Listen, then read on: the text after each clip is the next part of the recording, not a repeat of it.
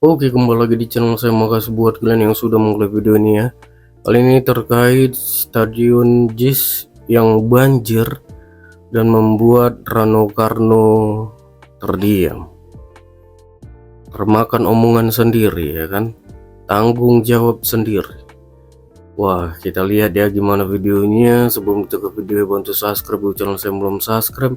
Tidak tunggu lama, kita ke videonya langsung. Let's go. Tuh nggak, kemarin Stadion JIS kena banjirop, astagfirullah, dan ternyata ini bener guys. Gue lansir dari Kompas, JIS yang megah berdiri sebagai simbol kemajuan Jakarta sekarang dikepung banjirop yang memperlihatkan sisi lain Jakarta. Tapi menurut Jakpro, Stadion JIS sendiri nggak terdampak banjirop, tapi di sekitaran JIS-nya yang kena banjir. Pertanyaan besarnya, apa itu banjirop? Menurut KBBI, banjirop itu adalah banjir yang disebabkan karena meluapnya air laut atau air pasang besar yang menyebabkan air laut jadi tinggi. Dan menurut Badan Penanggulangan Bencana, alasan terbesar Jakarta terkena banjirop selama 4 hari terakhir ini dikarenakan permukaan tanah yang semakin turun, sedangkan air laut makin naik. Jadi area Jakarta yang terkena banjirop itu adalah beberapa titik di Jakarta Utara dan Kepulauan Seribu. Intinya area-area yang dekat sama pantai. Dan gue lansir dari Kompas, daerah Muara Angke, banjirop ini bahkan udah mencapai 1 meter lebih. Bahkan Pemprov Jakarta itu sempat minta buat pembangunan giant seawall atau tanggul raksasa bisa dipercepat. Karena yang ditakutkan permukaan tanah di Jakarta itu semakin menurun, sedangkan air laut semakin naik terus. Bahkan rumornya Presiden Prabowo mau membangun giant seawall atau tanggul raksasa ini dari Jakarta sampai Gresik guys. Sepanjang itu buat menahan air laut yang semakin tinggi dan permukaan tanah di Pulau Jawa yang semakin rendah. Tapi nggak tahu gimana menurut kalian? Coba tulis di kolom komentar. Muluk-muluk giant seawall, udah deh, saya paham giant seawall. Maaf nih,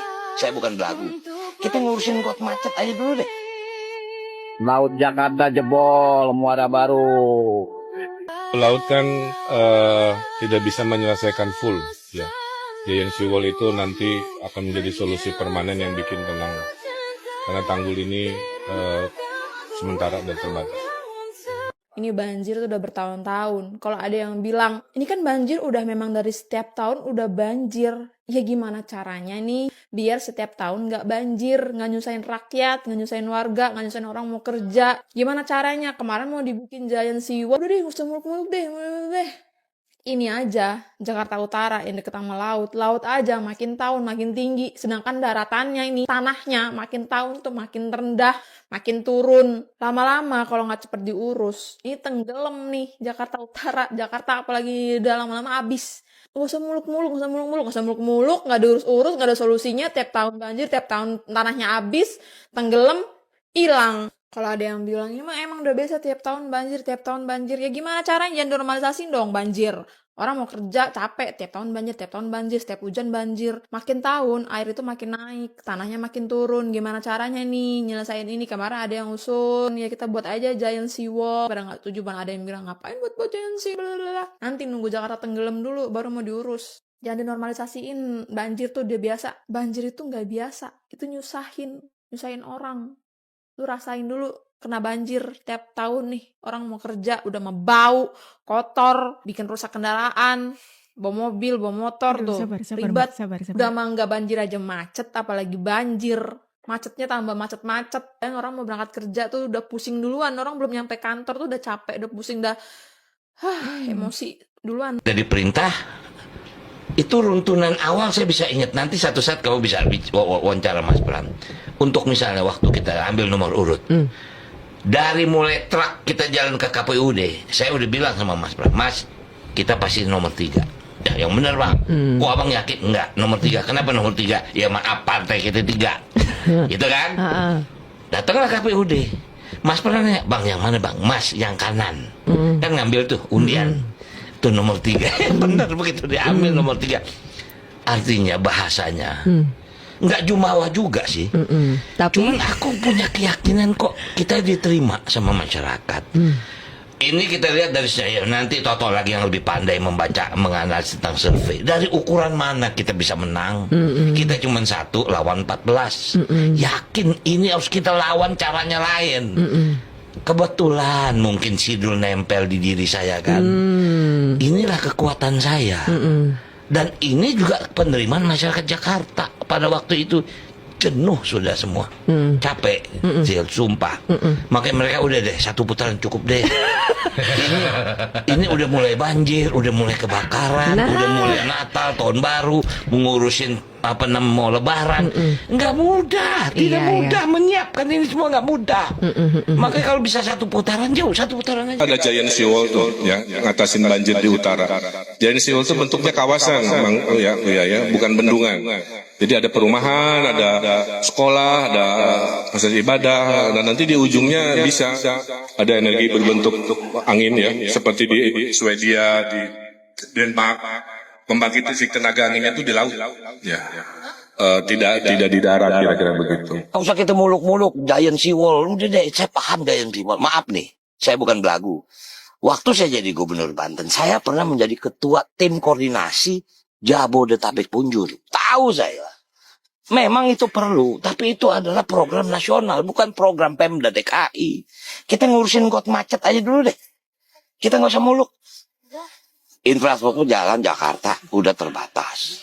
Kita mau bikin jalan baru nggak mungkin. Makanya kita lihat deh, Ancol. Pasti jembatan apa jalan di atas got, di atas kali. Nggak bisa lagi, mau kemana? Nah, sekarang kita lihat Harmoni. Padat kan? Masih ada kali yang bisa. Udah bikin jembatan lewat atas itu. Untuk apa? Menambah akses kok. Kita ada Giant Seawall tuh. Masa mendesak kita harus kumpulkan the best brains of our country. Otak-otak terbaik bangsa Indonesia kita harus kumpul bersatu. Segera kita percepat pembangunan Giant Seawall ini untuk menyelamatkan masa depan bangsa Indonesia, terutama 50 juta rakyat kita yang hidup di pantai utara Jawa. Aset-aset ekonomi yang begitu besar, sehingga pertumbuhan ekonomi berjalan, tapi segera kita atasi tantangan dan terutama kualitas hidup rakyat kita. Saya yakin masalah seawall ini mungkin membutuhkan waktu 40 tahun mungkin sampai selesai. Mungkin lebih. Pengalaman negeri Belanda ya seperti itu, 40 tahun. Nah, sekarang masalahnya, adakah pemimpin-pemimpin politik yang rela fokus berpikir mengerahkan segala kemampuan dalam kurun waktu 40-50 tahun? Ini kewajiban kita.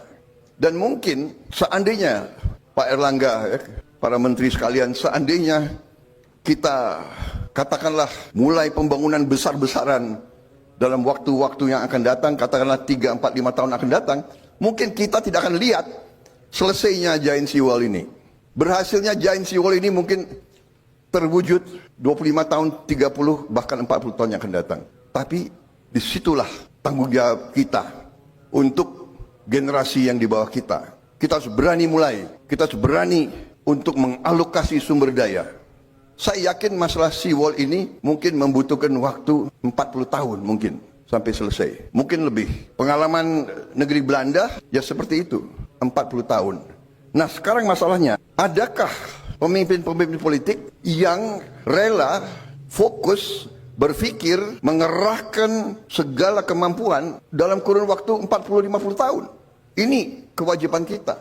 Dan mungkin seandainya Pak Erlangga, para menteri sekalian, seandainya kita katakanlah mulai pembangunan besar-besaran dalam waktu-waktu yang akan datang, katakanlah 3, 4, 5 tahun akan datang, mungkin kita tidak akan lihat selesainya Giant Seawall ini. Berhasilnya Giant Seawall ini mungkin terwujud 25 tahun, 30, bahkan 40 tahun yang akan datang. Tapi disitulah tanggung jawab kita untuk generasi yang di bawah kita. Kita harus berani mulai, kita harus berani untuk mengalokasi sumber daya. Laut Raksasa. Ini program lama, ini sudah dicanangkan tahun 1994, berarti 30 tahun lalu. Tapi sampai sekarang belum jalan. Nah, rencananya kan sudah ada, konsultan-konsultan sudah menyusun, tapi mungkin harus diperbaiki, harus gini. Ini ada salah satu, ini untuk menyelamatkan pantai utara Pulau Jawa. Ya. Pertama di Jakarta, Teluk Jakarta, ya, utara Pulau Jawa. Karena di situ adalah sumber beras, sumber pangan nastu di pantai utara. Sebagian besar sudah selesai. Kemudian kita akan bahas lebih detail mengenai fasenya. Nah, arahan Bapak Presiden fase pertama itu yang di sebelah barat, jadi dari Banten mungkin sampai ke Cirebon, dan kita akan mengembangkan itu berdasarkan public-private partnership.